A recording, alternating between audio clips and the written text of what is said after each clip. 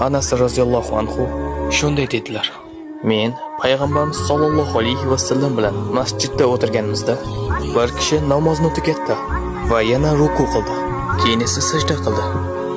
U sajda qilib bo'lgach shunday dedilar: اللهم إني أسألك بأني أشهد أنك أنت الله لا إله إلا أنت الأحد الصمد الذي لم يلد ولم يولد ولم يكن له كفوا أحد.